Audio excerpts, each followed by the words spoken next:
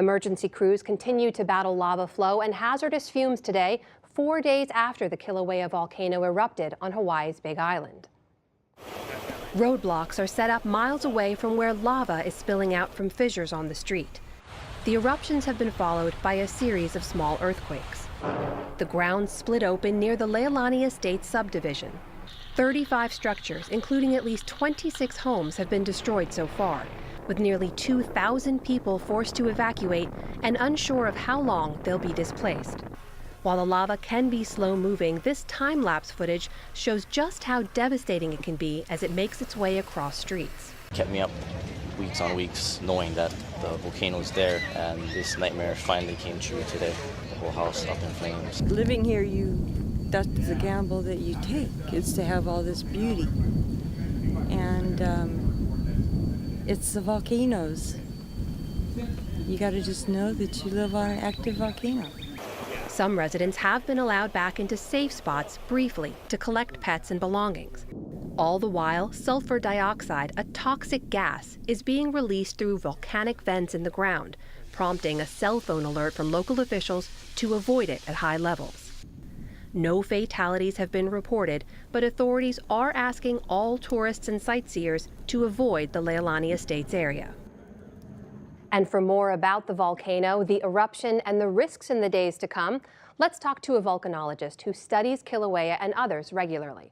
Michael Garcia of the University of Hawaii joins us via Skype. Professor Garcia, thanks for your time. Welcome to the NewsHour. Let me ask you about Kilauea. It's the youngest and the most active volcano on Hawaii. What do we know about this latest activity we're seeing now? Well, the activity seems to be waning somewhat. The active fissure number 8, has diminished overnight, and so we're hopeful this eruption might stop soon. However, the earthquakes are continuing, so there's every sign that perhaps activity might restart. You mentioned those fissures people have been describing, seeing those. That's basically the ground opening up and the lava below bubbling or shooting up in some cases. Help us understand what prompted those fissures in the first place. So the fissures are in response to the injection of new magma from the summit of the volcano. So magma works its way down the so-called rift zone of the volcano. And as it does this, it cracks the earth because the injection of magma is causing the ground to swell. So the swelling leads to the cracking. And as the magma gets closer to the surface, you begin to see those cracks get wider and wider. So for a while, the scientists were measuring the opening of these cracks as a way to try and understand when it might actually erupt. You mentioned measuring those cracks. There's also a lot of other monitoring that goes on around Kilauea. Tell me a little bit about how you keep an eye on the volcano and if we had any sign that this was coming. Well, many different techniques are utilized, particularly ground deformation, earthquakes, and even the gas that are being released from the volcano.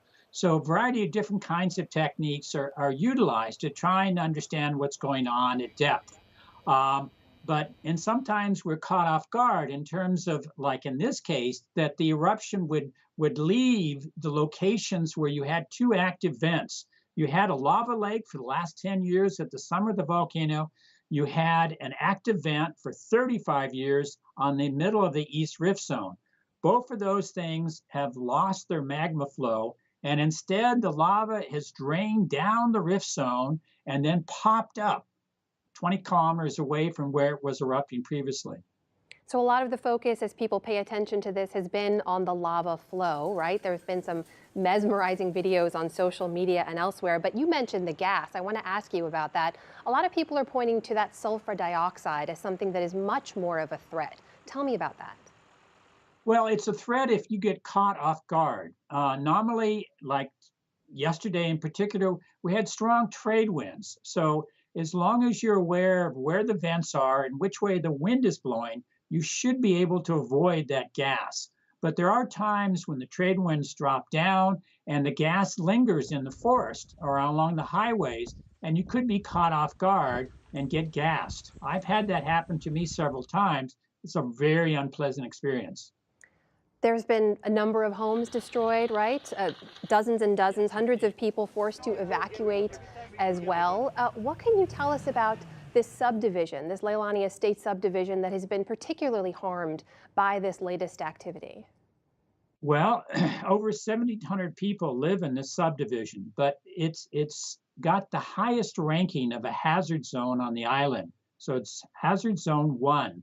So people were aware, I think, that they have some risk. But the last eruption in this area was in 1955.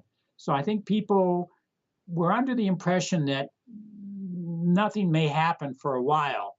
Professor Michael Garcia, thank you for your time. You're very welcome.